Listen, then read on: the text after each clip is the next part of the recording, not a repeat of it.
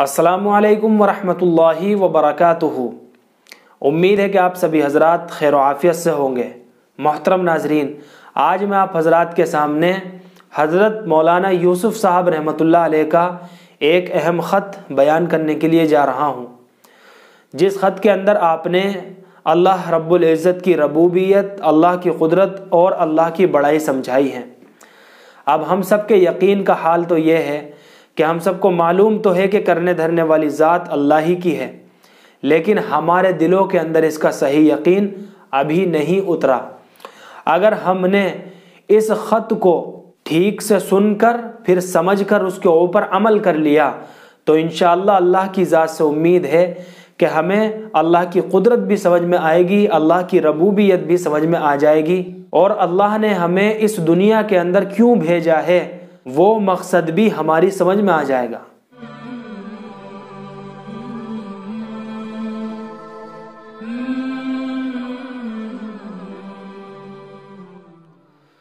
اللہ رب العزت نے انسانوں کی تمام کامیابیوں کا دار و مدار انسان کی اندرونی مایا پر رکھا ہے۔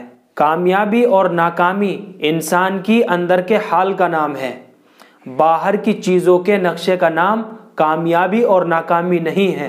عزت و ذلت، آرام و تکلیف، سکون و پریشانی، صحت و بیماری انسان کے اندر کے حالات کا نام ہے۔ ان حالات کے بننے یا بگڑنے کا باہر کے نقشوں سے کوئی تعلق بھی نہیں ہے۔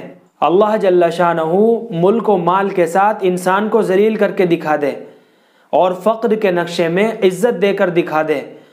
انسان کے اندر کی مایا اس کا یقین ہے، اور انسان کے اندر کا یقین اور اندر سے نکلنے والے اعمال اگر ٹھیک ہوں گے تو اللہ جل شانہ اندر کامیابی کی حالت پیدا فرما دیں گے، چاہے چیزوں کا نقشہ کتنا ہی پست کیوں نہ ہو۔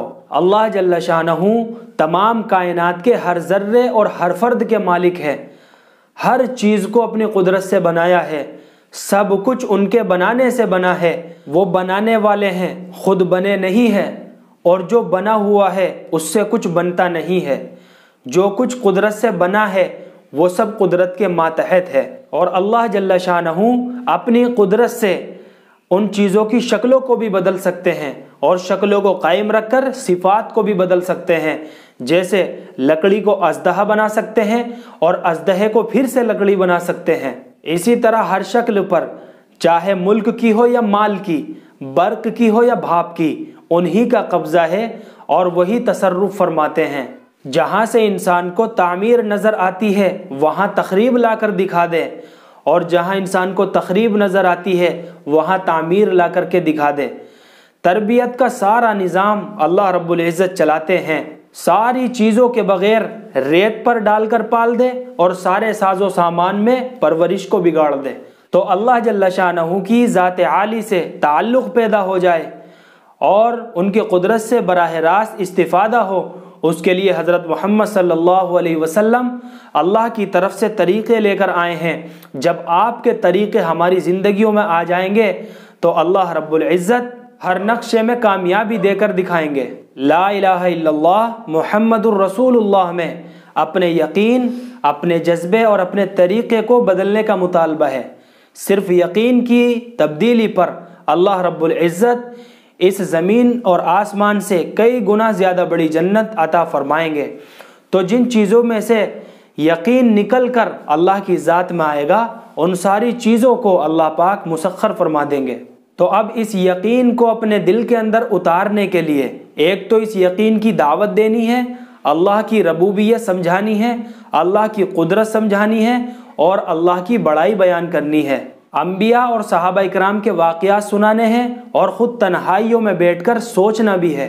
دل میں اسی یقین کو اتارنا ہے جس کی مجمع کے اندر دعوت دی گئی ہے کہ یہی حق ہے اور یہی سچ ہے، اور پھر رو رو کر اللہ سے دعا بھی مانگنی ہے کہ اللہ اس یقین کی حقیقت سے مجھے بھی نواز دے۔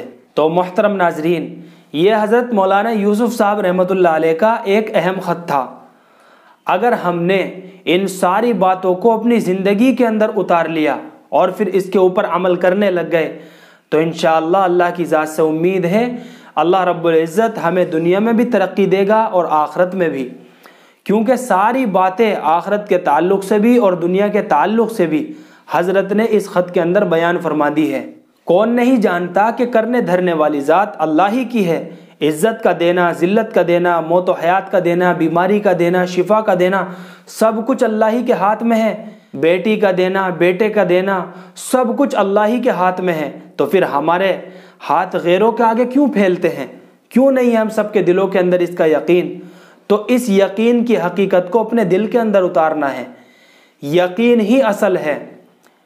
اس لیے محترم ناظرین، اللہ سے دعا ہے کہ اللہ رب العزت یہ جتنی باتیں کہی گئی ہیں مجھے بھی اور آپ کو بھی ساری باتوں پر عمل کرنے کی توفیق دے۔